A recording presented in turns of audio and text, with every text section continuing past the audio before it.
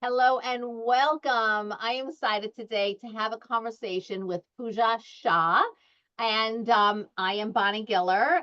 So, we are here today to talk about whole body wellness. We're going to talk about how what we eat and how we feel energetically are deeply connected. We're going to be bringing together worlds of intuitive eating and nutrition and energy medicine to show how true healing really happens when we care for our whole self. So, welcome, Pooja. I'm so excited to be speaking with you today.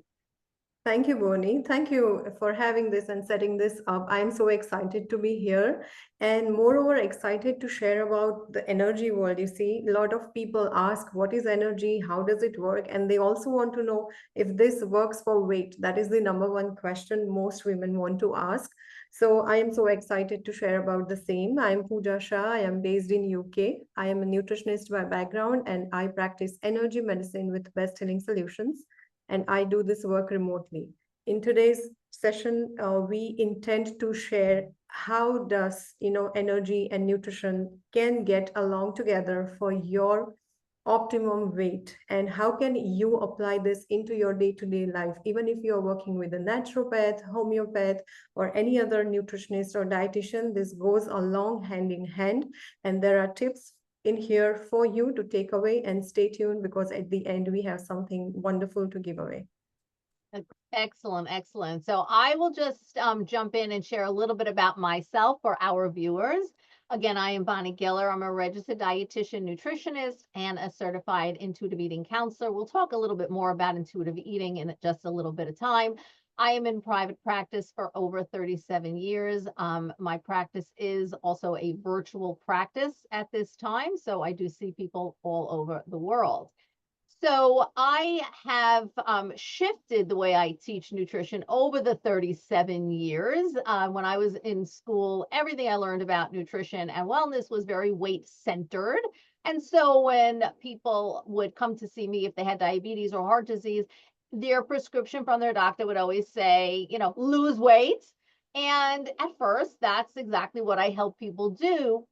However, the diet mentality creeped in because everything that they learned around food and eating and meal planning became a set of rules. And so what ended up happening is they disconnected from their inner wisdom, their inner self to follow external rules, ultimately losing trust in themselves. Fast forward, I did a lot of research and I dug into this eating philosophy of intuitive eating, eating based on your physiological need to eat, based on hunger and fullness and satisfaction versus situations you find yourself in and emotions you're feeling. And ultimately, when we heal through this process using the intuitive eating framework, we're healing your relationship with food, how food is present in your life. Ultimately, you connect back to your inner wisdom and begin to have trust in yourself again. And so I help women who have success in everything but food.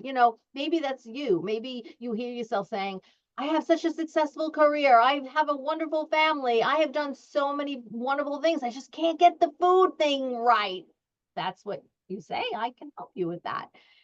We want to be free of the exhaustion of dieting and the shame of emotional eating. So ultimately, you can achieve optimal health and you can have inner peace. And yes, if you do desire weight loss will follow, but we're not focusing on weight loss. We're not leading with weight loss. And I know Pooja is going to talk about that from an energy perspective, but from my perspective, think about it this way. Weight loss is not a skill. It's not a behavior you can go out and do tomorrow. It is an outcome of habit and behavior and mindset changes. So that's pretty much from where I come into the work. So nutrition, very, very important. I mean, my first degree is in nutrition. So yes, intuitive eating does take nutrition into consideration. It is so important. As a matter of fact, one of the principles of intuitive eating is gentle nutrition. However, if we are not attuned to our inner self and our inner signals as our guide to our food choices, then ultimately we're not being true to ourselves, and we're choosing foods just based on what other people tell us to do versus really understanding what feels right in our body. So that's a little bit about my work. My main signature program is called Whole Body Trust, where we bring trust back to your whole body. So your mind, that's your beliefs around food and eating, and your body, your hunger, that's trusting in your hunger, being able to know and distinguish between a physical hunger and an emotional hunger, and how to care for each with full trust. And the final pillar of trust is food trust. You are in the driver's seat. You are empowered to make your own decisions around food without questioning that. So that's a bit about me and the work that I do. Pooja, maybe you can go ahead and share a little bit about your work as well. Sure, I loved everything that you shared, Bonnie, and that is exactly what I used to do when I used to work in clinics and in hospitals where people used to kind of come in with different diseases, not necessarily to lose weight, but hypertension, diabetes, heart issues, and doctors would recommend, okay, you need to go and speak to a dietitian and you want to lose weight. So that's where all of this would come in. And the way I used to do back then was like, okay, how much, what is your current diet? That's the first thing, your food history. Then the next thing we would do is like, okay, we want to make sure that they are eating according to the food pyramid. Are they drinking enough water? Are they having enough healthy and like the balance of healthy fats and the like omega-3, omega-6? Are they taking enough protein as per their like BMI, ideal BMI? Are they taking enough nutrients? Are they taking vitamins, minerals? So that is how I would do it. Really, I never really thought of anything else apart from that until I learned, okay, there is more to food and there is more to what, which was like taught to us in the textbook. So this days, like the first thing, if somebody came to me saying that they want to lose weight or they want to improve their relationship with food, it is not necessary that they might be like overweight or obese. They just want to improve the relationship with the food. So the first thing that I want to see is, do they have food sensitivities? Is there a food that they are eating which is causing inflammation? Is there a food which is triggering a histamine reaction? This might not be necessarily like allergies, those are separate. There is another thing called food intolerance, even that is separate to sensitivities. So, the first thing that I would test for is food sensitivities. The way I do this is with the help of muscle testing, and I would ask the person and their field, and I would test each food that they are eating on a regular basis. And I'm using myself, my field, as a surrogate because I'm doing this remotely. So I might be testing, okay, wheat, I want to be healthy. I want to find out whether the person can tolerate wheat. I want to find out if they are sensitive to wheat. So, and then the list goes on, right? So whatever is your diet, or are you vegan? Are you eating paleo diet? Are you eating keto? Whatever it is that you are doing, we want to test that diet. So we want to find out there is no food sensitivities. The second thing is the environment in which we eat, right? Are we eating when we are sitting in front of a TV? Maybe a crime program is going on, or maybe it's a comedy, or maybe it's something else. But that affects your biology. That affects how your body is going to process the food that you've just eaten. So your environment is very important. You want to make sure that you are calm, your body is producing acid, the stomach acid that we need to digest the food. So all of that components are important. If we are watching a show where we are scared, then we are not producing the acid that we need in order to digest the food. So this is like very important. And we don't usually give attention. And these days we are so used to like flicking the mobile, watching reels, and eating at the same time. I would say the number one thing you want to do from this, watching this, is stop doing that. Eat in a calm environment. Eat when you are really connected to yourself. See, this is the first step. I also look at the trauma, right? Imagine a couple was sitting at a table. They are having a sandwich or anything that you would normally have, and you had an argument. All of a sudden, that food does not test well for them because that food has got all the trauma. And this is something that I see with so many of my clients. There is one or the other food that tastes bad for them. It does not necessarily mean that the food is bad for them. It's just that we need to clear the trauma of that food often so that they can get their foods back. I have seen this with wheat, I have seen this with dairy, and I have seen this with eggs. We need to find out what was the emotion, what was going on at that moment, since when did they start reacting. So it's like you're having this argument, you're eating this thing that you're eating, and all the trauma that you had to go through is now in that food. Now, the next time you eat that food, the person might be somewhere else. They might be at work or they might be somewhere else. They are not with you. But the moment you eat that food, your body reacts as if that person was there and you are having that argument. That is something that we need to find out. And this is what I mean when I say energy. So, this is something that we are very good at finding.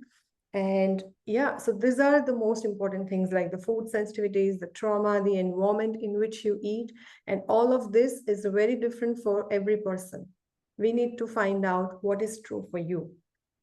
Like this is exactly where I offer like the free 15 minutes. You can scan the code and you can find out if this is something that is helpful for you, or you might already know what's going on with you. But at least this is where we will start. Let me tell you something. I loved every single thing you just said. I took some notes because I want to comment and share how so much of what you shared really does intersect with my work. But I also want to talk about the trauma piece because that I find fascinating. First I want to address what you shared about the distraction when you're eating with distraction. And so you had said your body doesn't process the food you're eating in the way that it normally should. And I agree with you because I share the same thing. Your body senses distraction as stress. And when we're under stress and we're in that fight or flight, there are several non essential functions for when you're in fight or flight. We don't need to digest. So those things kind of shut down, right? And all the other. So it's very interesting. The piece that I brings up for me is mindfulness and mindful eating. So mindful eating and intuitive eating are not one and the same. And a lot of people think they are. So I just want to take a moment to make sure we can distinguish the two. So again, intuitive eating is eating based on that physiological need. So you have hunger signals, you have fullness signals, you hear, you respond, etc. And but also I should say with intuitive eating, before we even learn how to attune to hunger and fullness, which those signals have silenced after years of dieting, we we really need to address that mindset piece, the diet mentality piece first. So the intuitive eating incorporates rejecting the diet mentality, challenging the food police, and all of those rules. Mindful eating is more about the how of your eating. So it's not about so much the what you're eating, it's the how you're eating. And so mindful eating is a very important part of the journey of intuitive eating, but they are two separate things. Now, both intuitive eating and mindful eating can become another set of rules for people too. And so I'll start with intuitive eating. Many people will, unfortunately, if they don't work on their mindset first, if they don't work on healing their diet mentality, they turn intuitive eating into the intuitive eating diet or the hunger and fullness diet. Eat when hungry, stop when full. And then, oh no, I ate when I wasn't hungry, or I ate more than I really needed. I'm a little over full. And they already start bashing, and I did something wrong and I failed, just like every diet. So we have to pay attention to that. Mindful eating can also become a diet. I remember very clearly a woman who I was working with, she really wanted to lose weight. That was at the forefront of her mind. And I was sharing with her about all her past experience with dieting and how this whole idea of intuitive eating is really what's going to help her have food present in her life in a more peaceful way. And she said, no, no, no, I want to do quote unquote mindful eating. And so we started working on nutrition education and mindfulness.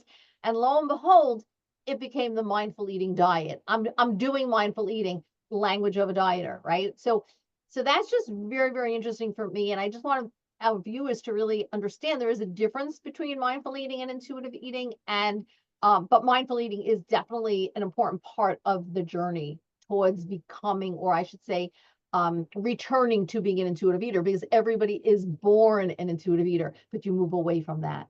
That was the first thing that I wanted to share that really stuck out at me, because I also tell my clients, let's work on avoiding the distraction. And they're like, you mean you want me to just eat and just eat? And I was like, yes. And I know it can feel very odd for people, but ultimately start with one meal. That's it, right? 10 minutes of the meal, just start slow. And over time, you're going to realize one day, why did I never do this before? I'm enjoying my food so much better. When we're when we're in engaging with our food, we're really mindfully eating and savoring. Number one, we could attune to the fullness a whole lot better, right? Before we become over full, and satisfaction. We have greater pleasure and satisfaction in what we're actually eating. So I just wanted to share that. I don't know if you had something to share about that. And then I want to go back to the trauma piece if we can. Yeah, absolutely. I agree. Like what stood out for me was at times dieting so much could, like you said, silence the cravings. I've also seen that the cravings are hyper. So not necessarily in the same audience, but there are people out there who are always like, I'm always hungry no matter how much I eat. So energetic perspective, like if there is a certain food that you want to keep, like there is certain food that you're attracted to, that you want to, like, has this urge of eating it all the time, there could be a hidden meaning, and we need to find out and decode what does that mean, right? So is it something in your life that is missing, which is being filled by the food hungers and the food itself? So that is called emotional eating. So we want to decode what is behind the emotional eating. When did it start? Who is attached to that field? Usually it is a person within the family or somebody else. We can always muscle test, and we want to find out what are we trying to fulfill while overeating or starving, either ways, and what does this mean for you? Once that is revealed, it comes natural, and everything that Bonnie just discussed, it just comes easy, because a lot of times we have clients who ask us, like, how can I deal with this? What is the nutrition perspective of this? How much nutrition do I need? They understand the concept of mindful versus intuitive eating, but the problem relies on, yes, I want to do this, but when I actually go ahead and do this, I can't really do this. So this is what we call blocks to mindful eating. So I want to check somebody on, why are you not able to do it? And this is not about blame, and I'm not necessarily asking the person. It is about, I'm asking their field and I'm testing on their behalf. They just cooperate and they are part of the field, and we are finding the deeper field which is holding them back, which is what I call blocks. And that is exactly what we are very good at, like muscle testing. At Best Living Solutions, we have tools where we can find out the trauma attached to mindful eating, trauma attached to binge eating, trauma attached to overeating. We know the fats are not good for us. We know the processed foods are not good. But sometimes clients still are kind of, they don't want to, but they are driven to do that. They know it's wrong. They are doing everything in their control to stop it and change it, but there is something that keep calling their name and they are not able to do it. So this is why we work on the trauma part with the foods. That's what I wanted to highlight, so which is so important. Yeah, That's I really think that's fascinating. I do. You brought up a very nice example. If you're sitting at dinner and you're having an argument with your dinner partner, whomever that might be, and the trauma lands in the food, as if you will. Oftentimes I yeah, even a parent, it could be a parent or a colleague. parent, right, right. So oftentimes, when I'm teaching the mindful eating part of this journey and we talk about all the one of the things that I suggest is to ensure that the mealtime is pleasant, that there are no arguments at the Right, table, that right. you set the table nicely, like you really can have a wonderful good memories from the eating experiences. And so from my perspective, normally what I'll see is if there are arguments, then people tend to check out and they are starting to eat more mindlessly, and then they finish the meal in an overfull state. And that starts the cycle of I feel guilty, I feel shame, I feel frustrated. Why did I eat all of this? Now I feel, bloated, et cetera, et cetera, et cetera. But what you're sharing is yet another perspective that I really think is fascinating. And it makes me also think about the neuroplasticity piece of this, right? We talk about emotional eating. A lot of my clients do emotionally eat, and typically we kind of could trace it back to even childhood. So they had a negative experience, whatever that might be. They fell down, they got, a boo boo on their knee, and let's go for ice cream. And ice cream made it all better. That sets that pathway right there in the brain, right? And then the next time they fall, they don't right away think about the ice cream, but then, oh, ice cream helped last time. And they go for ice cream, and on and on and on into adulthood. Now, when you feel hurt, any level of hurt, sadness, lonely, you may automatically think ice cream. That's the pathway that was set early on and deepened over time because that was your automatic response. And so when I talk about the work that has to get done before just eat when hungry and stop when full, it's really unraveling all of this. It's understanding, where did it begin? What are the beliefs that have been formed, that you are, that you have around food, because they limit you, they cause self-sabotage, and then we work on creating newer beliefs. And so it's really transformative work. Yeah. Yeah. The emotions that you just mentioned, the guilt, the shame, the blame, those are exactly the emotions that I would find on the food. So they had an argument, they were eating a food. That food, every time they eat, they feel the same blame. And they feel as if, okay, so the mind has now gone back to the same moment and we don't even know how. So this is what we call the automatic patterns, which we don't realize. And we are just, because we are like eating the food which has the trauma for us.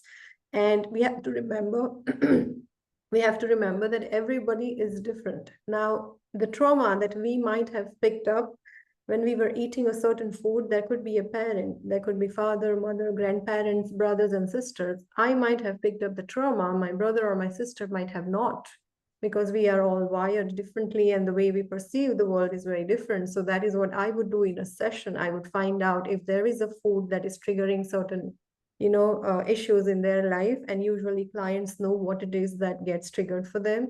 It's just that they don't know that this was triggered by the food, and we can always test and find out. That is what I would do in a session. We would find out, okay, are there any food sensitivities? If it is, then is it something to do with their physiology? Is it giving them a subclinical reactions like raising like histamine reaction, or raising the inflammation, or like they are feeding the fungal in the body, or what is it that it is doing?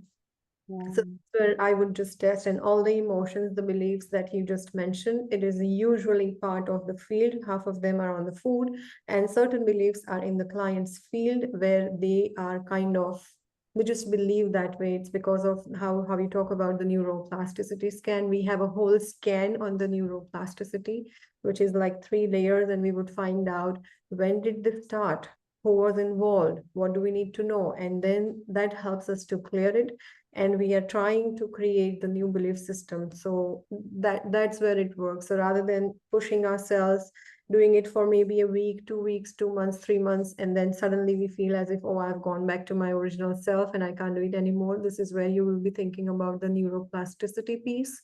And yeah, we do it in sessions, and we will find out what do we need to know in order to change this pattern, because this is about understanding the trauma that we had been through, and then like creating the new belief system, because until we do that, it would not last. And I have seen this with many people. I have seen this celebrities saying this. I have seen with moms going through like a diet program, and they are able to do it or not able to do it will depend on this. So we feel as if everybody is doing this, but I don't see success. Why? This is your answer. This is where you will find your why. So the first thing you want to do is you want to find out where is it that you are getting stuck, and what can we do to get unstuck, because this is not about one size fits all. This is not a blanket approach. This is about everybody is different. Their physiology, the way they were brought up, their emotions, the trauma history that we've had. It's all different. And we might say that I did not go through trauma, right? True. But we've had experiences that could be good or bad. That could be part of your history, and that would be driving your food choices, which is affecting your life today. So, all of this are important, I say. Yes, absolutely. And also memories. Mhm. So I'm thinking of some clients who, you know, it's not just about calories in and calories out. That's what I tell people all the time, right? Let's not simplify it. There's so many factors that play into why one can't lose weight or has trouble losing weight. And diets aren't the answer because you're just doing the same thing over and over again. And so many times there's situations where someone has certain memories. And I always go back to childhood because most of the stuff really does come from childhood. I'm thinking because I think we can all learn from certain cases, a particular case that I was working with, and she had lost her father. And it was a little bit of a tumultuous relationship with him growing up, but she was always striving for his love, wanting his love, which was a little bit challenging for him to give her. But they did have certain moments together where they went out and he took her, whether to the candy store, to the movie theater, whatever it was, and everything was with certain foods. And so she developed certain feelings and connections to her dad with those particular foods, only to realize in her adult life that she could never eat those foods in a neutral way. They always had so much quote unquote power over her. And when we discovered and we uncovered a lot of what was really behind it, the blocks, if you will, ultimately was she then able to neutralize these foods, and have more, we what do we call it, is they're emotionally equivalent. Like, we all know foods have different nutrient values. Like, yes, an apple and apple pie are not equal nutritionally. We understand that. The goal, however, is to have them become emotionally equivalent. So not one has a greater pull, because the moment we have this pull and a food is, oh my God, so special and there's so much power, maybe you'll call it energy associated with it, it is on a pedestal, that's where one loses trust. I can't eat that because I can never just eat one. And then the self-fulfilling prophecy, because they have one and then I can't believe I just blew it. Let me get it out of the house. Let me finish it off. And then I know I can't trust myself. Or they move into that, you see, I'm addicted to it. No, it's not about addiction. So I think that that's just fascinating Yeah, yeah. overlap. That brings me to the point which is so common, and I often say this to my clients, is your self-talk. Look at how do we talk to ourselves when it comes to food. What are the statements that we say to ourselves? Sometimes very scary. So don't tell yourself scary story. That is the first thing that you might want to take away from this today. And that does not mean that we are saying that, okay, if I am craving for sugar, I'm not saying that, you don't say to yourself, but it's just about, okay, it's about taking a pause, finding out why do I do this, in case of the example that Boni just gave for that little girl, like, who was attached to father, and the candies was the way and means to, like, think of the father in his absence, and that was the way of bringing father's love. So that's okay, but we need to find out if that candy is doing anything else physiologically. If there is something that we need to change, okay, then give yourself some time. Don't be so harsh on yourself.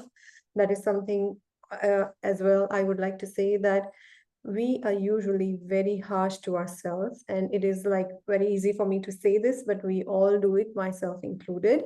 The way to deal with that is, there is a tool that I want to give this to you today, is if your mom or sister or friend would be using the same language that you use with yourself, what will you tell them? Is this the same thing that you will allow them to do? Probably not. So that is the same thing that you tell to yourself. Be kind to yourself and take it as a journey. This is not about one hit wonder, and nothing is going to change overnight. This is like You are trying to change your identity. You are trying to improve your relationship with food. That does not mean that the relationship is bad right now with the food. It's just that there is room for improvement, and we take one step at a time. That one step could be as simple as eating something which is not good for you, and we just keep eating that. We just reduce the frequency, we reduce the amount. That is one step, and whatever that step it is for you, you just take that step, the next immediate step, which is going to help you. And you know it is going to help you. Take your time to make changes, but then stick to it. And be kind to yourself. It's not easy, when somebody falls and they have a wound, that pain is visible. We put a band-aid on it and we do everything to heal it. This is the same thing, guys. We need time to heal this. If there are beliefs, if there are patterns, if there is a faulty relationship that we have with food that we want to change and we are aware of it, it will need time. And we need to be kind to ourselves, and we need to have the right tools, the right mindset, and the right support. That's what I would like to highlight. Yes, And yes. it's possible. It is possible.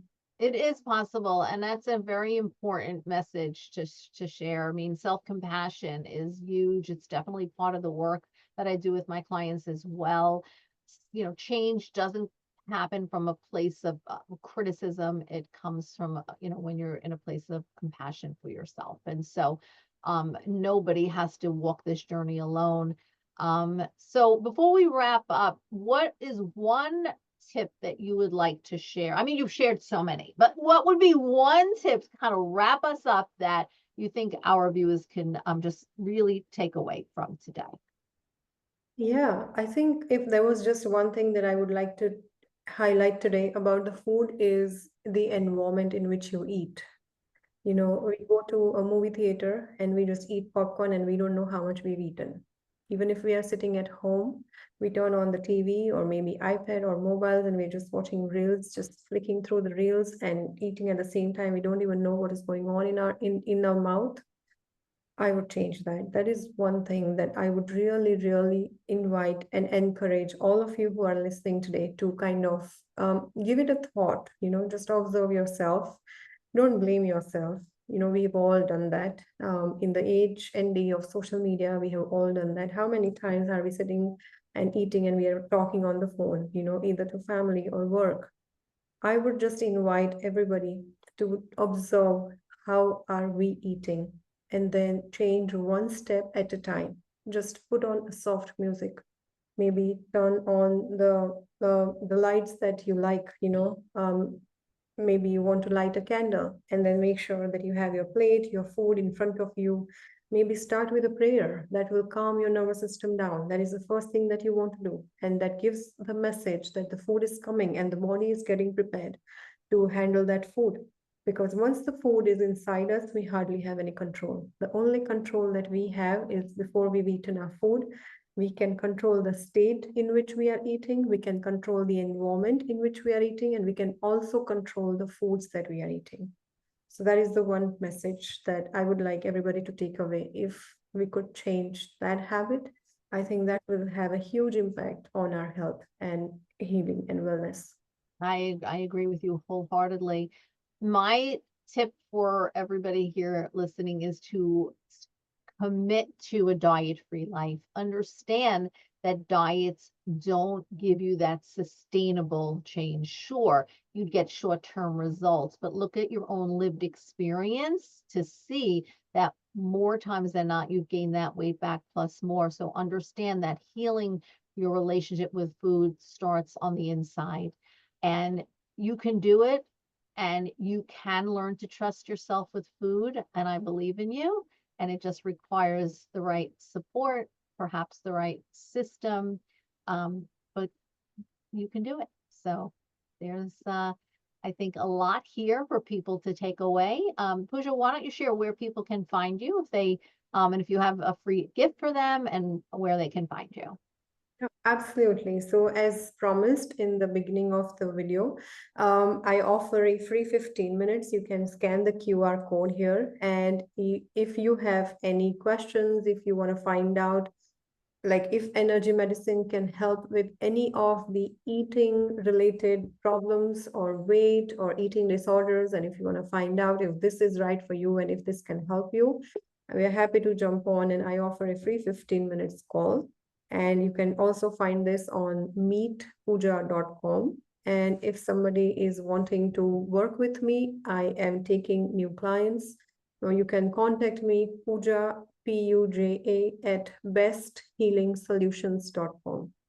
And I will put that link in the bottom of this video as well. And for those of you who are interested in my work, healing from chronic dieting, disordered eating, really want peace with food, I am going to share a link below this video for a free gift for you, a diet-free mindset daily checklist. So you have a guide each day on how to really pay attention to if your diet mentality pops up and what to do, etc. So that link will be below. And you can learn more at my website, dietfreeradiantme.com. I am enrolling into my Whole Body Trust Intuitive Eating small group coaching program. And so I'll also include the link if you want to get on a quick clarity call with me to see if it's a right fit for you.